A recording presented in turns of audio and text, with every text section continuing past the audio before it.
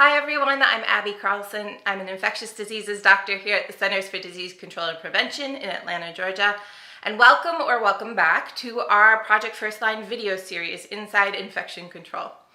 We've been talking in this series a lot about viruses, specifically SARS-CoV-2, the virus that causes COVID-19. We've also talked about how viruses work and how they spread. And today we're going to focus on that last part, how viruses and other germs that make us sick spread.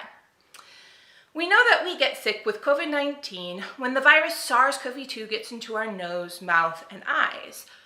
But other than breathing it in, how else can the virus get to those places? Well, quite simply, on your hands.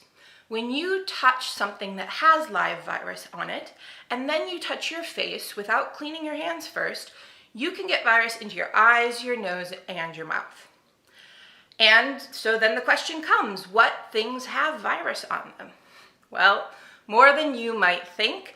And to understand why, let's go back to those respiratory droplets. We talked in an earlier episode about how these droplets have a lot of different sizes. And when they're breathed out, some of the very tiny ones are going to be caught in the air and carried away, traveling wherever the air currents are going.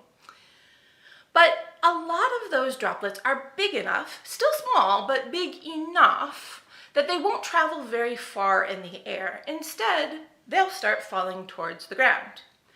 You can think of it a little bit like leaves on a tree. A lot of the leaves are going to fall near the tree. But some of them will be caught by the wind and they'll move with the direction of the wind. They'll fall a little further away. Let's take that image a step further.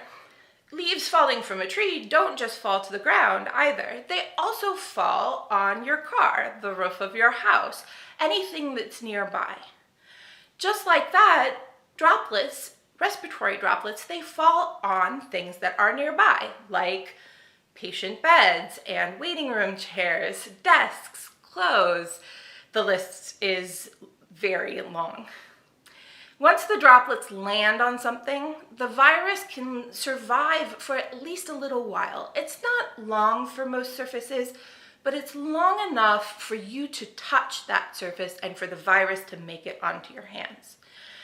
From there, the virus can get into your body if you touch your face without cleaning your hands first.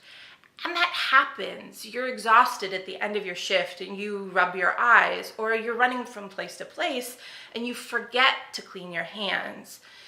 It's one of those habits that's just hard to recognize and hard to break.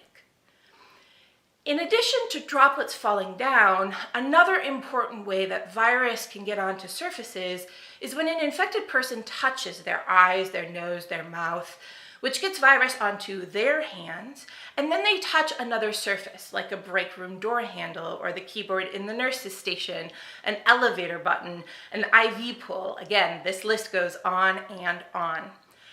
And these actions, they leave the virus on that surface that someone else can pick up on their hands.